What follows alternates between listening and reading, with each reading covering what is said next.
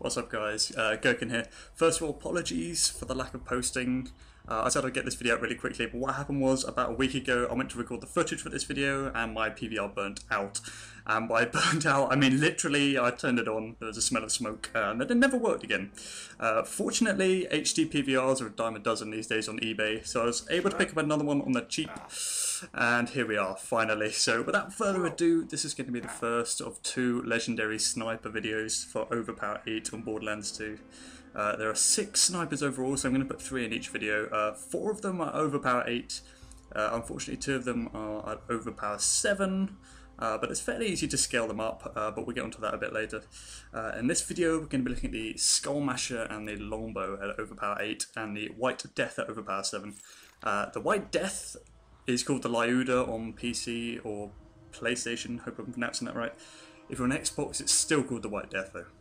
First of all, the Skullmasher, the only legendary Jacobs sniper, and some of the things about the sniper are fairly typical to Jacobs, others are not. The base damage actually quite low. The base damage on purple rarity Jacobs is often fetching over 1 million.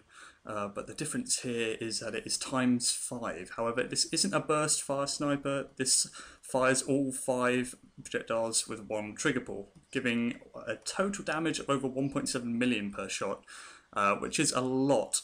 But that's if all the bullets hit. And this has some upsides and some downsides. The upside is that it has more overall base damage. The downside is that the damage is divided amongst each of those bullets, and what this means is it has quite a specific optimum range. Too far away and the bullet spread will mean you're not going to be hitting them with all the projectiles, and the damage drop-off is going to be quite steep. But too close, this isn't an automatic sniper. You can't really use it like an assault rifle or anything.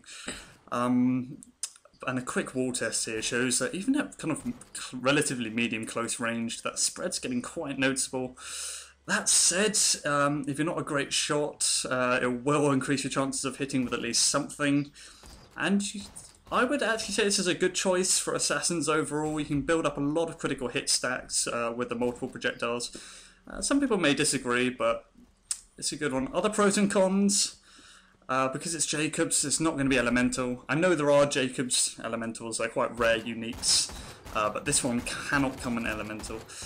Also, the recoil is quite extreme, but on the upside, the fire rate is a lot higher than a typical Jacobs. There's no bolt action mechanism like there is usually, so you can almost fire it as fast as you can pull the trigger. Not quite, but still very fast. And the recoil resets quite quickly, so with a bit of practice you can keep hitting your shots in the same place, and you can get off a lot of damage in a short space of time. To farm for this specifically, you're going to have to kill the son of Mothrak, who is the enemy at the end of the Wildlife Exploitation Preserve after Bloodwing has died. It can be a real pain if you haven't unlocked the Annex DLC, which is terrible as a DLC, but it makes farming loot midgets and Mothrak a hell of a lot easier, because it about halves the amount of distance you have to run, because you have to run all the way through the reserve usually to get to Mothrak. The other annoying thing is this loot drop is very, very dodgy. A lot of the time it will disappear, or as you see in this clip, it will just bounce, or it will just land outside of the arena if he's outside of the arena when he dies. So if you are going to farm for it, make sure he is over the arena when you kill him. But otherwise, unless you really want the sniper, or you've got the Annex, or you've got a lot of patience, then it can be really frustrating to farm for. The next up is the Longbow. This is going to be one of my favourite guns in the entire game. Definitely my favourite sniper. Just because of how unique it is. It's also one of the best looking guns in the game in my opinion. It's got that nice little wood finish to make it look more like a bow. And this is a Minecraft themed gun. It shoots burning arrows in an arc pattern. Quite a high fire rate, and the vents open up there when you fire it to make it look even more like a bow. And this also tells you that this is an E-Tech weapon, but unlike almost every other E-Tech weapon in the game, it will still only consume 1 ammo per shot, which is nice. The base damage is quite impressive, just over 1 million, and it will always be fire elemental. As far as I know, this means it will always be called the Cohesion Longbow. Probably goes without saying that also this will always spawn without a scope. This does mean it's not very practical over distance, but despite often being overlooked as a bit of a novelty gun, it can actually put down quite an impressive amount of damage, and especially if you're scoring critical hits on those flesh enemies, you'll find it do quite effective. Also, because it's got a fast fire rate, it's got a complete lack of recoil as well, and it maintains a really tight reticle when you're hip firing. You can actually use it very effectively close range, and I tried dual wielding it just with the Grog nozzle, and it actually had quite a lot of success, and it's a lot of fun to use. I would definitely recommend farming this if you haven't already. It's a great one to have just as a collector's item, if anything. To farm this, you will have to kill the badass creeper at the Minecraft Easter egg earlier in Caustic Caverns, which I'm sure everyone's visited before, but if you haven't in a while, it's way up here in the top left of the map, just beyond the railway. It tends to help if you have all of the Caustic Caverns unlocked, if you just do the missions around there. There's a door on the left when you come out the spawning point in the Caustic Caverns, and if you drop down there, down the kind of long ladder, you can run through a lot quicker. You just run through this spider ant nest. But we're going to move on to the final sniper rifle, and this is the White Death, or the Lyuda, if you're on PlayStation or PC post-patch. This is our OP7 sniper for this episode, but the scaling between OP7 and 8 is generally a difference of 20,000 base damage, as far as I've been seeing.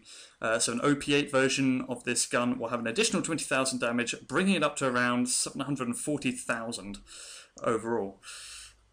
Bit of an odd sniper, this one. The bullet spread is kind of a single bullet which splits into 3 after a certain distance, and the initial bullet carries on in a straight line, the others leave at about 45-degree angle. Whether you can find a use for this kind of bullet spread is questionable. Definitely potential against groups or large enemies who will catch all 3 bullets, but otherwise as a sniper this doesn't seem like an overly effective firing pattern. And actually I was struggling to find good things to say about this sniper until I tried dual wielding it, and because it's a Vladov, i.e. fully automatic, and has a huge magazine size, 33, it's huge for a sniper, and that's before my personal class mod buff of extra 40%, actually becomes a very useful assault rifle. That's not to say it doesn't make a good sniper, because it's hugely accurate and has little recoil. You can actually use it quite effectively just with that original straight firing bullet. Maybe not the other two, but that initial bullet could potentially let you to get quite a lot of criticals off at a time. But the bullet spread against close range enemies actually becomes pretty useful, especially against crowds. And the critical hit damage on the one I've picked up is fantastic. So even at OP7, I was finding that it was shredding things pretty well. So up to you really, sniper or assault rifle with this one. It should be able to work pretty well as both. It can also come in any elemental. This one's plain Jane, unfortunately, but you may be luckier. Personally though, I quite like this extra critical hit damage. And, well, obviously I would have liked to get an OP8 rather than OP7. But if you'd like to farm this, it is farmed by Gettel in the Dust, who is an enemy as part of the Good, the Bad and the Mordecai, which is a mission you can accept from the Sanctuary Bounty Board. And it will take place outside the church at the top of the Dust, and once the mission is over, you'll be able to spawn both him and the other assassin he spawns with. I think he's called Mobley, and they both become farmable, and they both have a legendary which they drop, but Gettel drops the White Death. On a side note, both the Lyuda and the White Death are names inspired by real snipers, so if you want some interesting history reading, I recommend you look those up. But otherwise, that's about it for this episode. I'll cover the next 3 in the next video, but until then, happy hunting, and I will see you then.